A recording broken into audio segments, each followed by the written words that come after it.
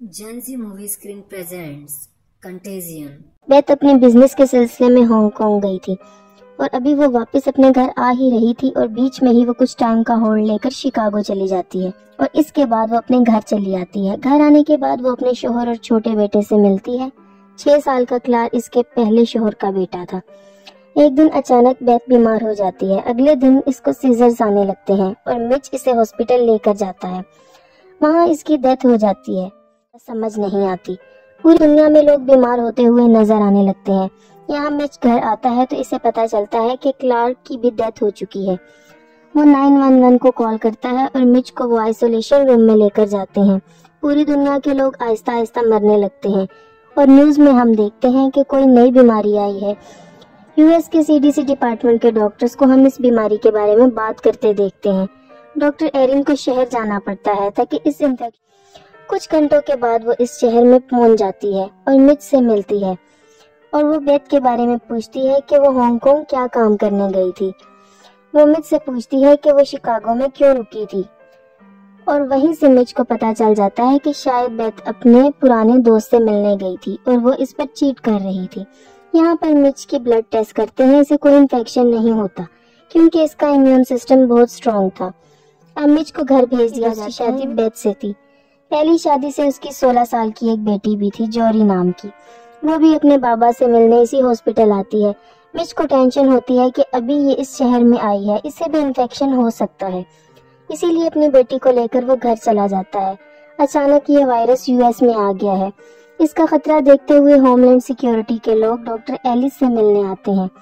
इन्हें लगता है कि ये डिजीज एक बायो वेपन है जो जानबूझकर रिलीज किया गया है बड़े बड़े मुल्कों को टारगेट करने के लिए और कोई इंटरनेशनल टेररिस्ट ऑर्गेनाइजेशन इसमें इन्वॉल्व है। और दूसरी तरफ डॉक्टर ऑर्नेट हांगकांग ट्रेवल करती है ताकि वो जान सके कि बेथ कहाँ गई थी और कैसे इसके जरिए ये वायरस फैला है।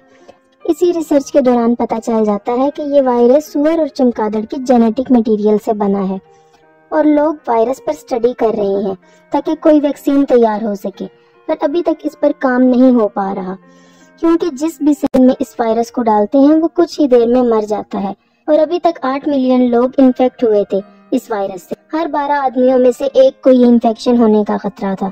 इनके बचने के चांसेस 25 से 30% ही थे। यहाँ पर इन्फेक्शन ज्यादा बढ़े ना, इसलिए गवर्नमेंट एक फैसला लेती है, जो भी इन्फेक्टेड सिटी हैं उनको पूरा आइसोलेट कर देती है, यानी कि कोई भी इस शहर से बाहर जा नहीं सकता।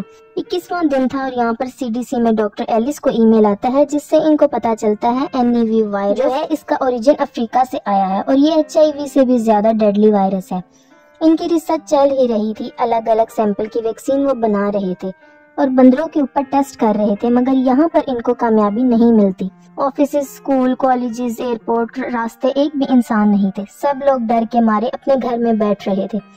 फाइनली 29वां दिन आता है जहाँ पर सीडीसी के लैब के डॉक्टर्स थे। इन्हें एक कामयाबी मिल जाती है। अभी भी इंसानों के ऊपर टेस्ट करना बाकी था। ये पूरी प्रोसेस काफी लंबी थी कि जो भी इन्फेक्टेड पेशेंट हैं इनके पहले परमिशन लेनी होगी और फिर पेपर साइन करने होंगे।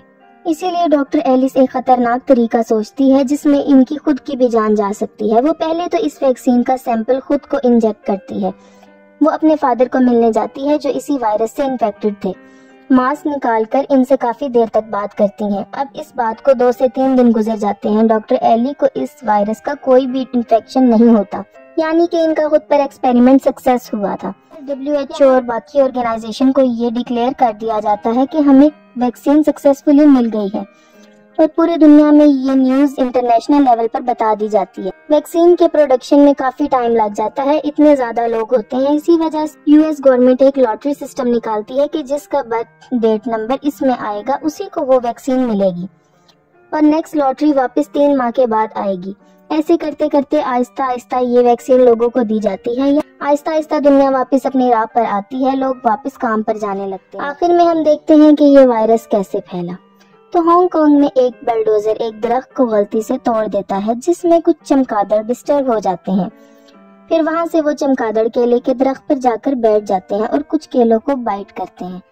अब वहां से चमगादड़ एक पिग फार्म में जाते हैं और एक चमगादड़ केले को गिरा देता है। और एक पिग उसे खा लेता है। अब पिग को अगले दिन कैसीनो में लेकर जाते हैं और इसी पिग को साफ करते करते हाथ एक आदमी अपने एप्रन से पूंछ देता है और कैजुअली बेथ से जाकर हाथ मिला लेता है और इसी तरह ये चमगादड़ और पिग का वायरस बेथ के थ्रू पूरी दुनिया में फैल जाता है। इसी तरह की कहानियाँ सुनने के लिए इस चैनल को सब्सक्राइब करना ना भूलें। धन्यवाद।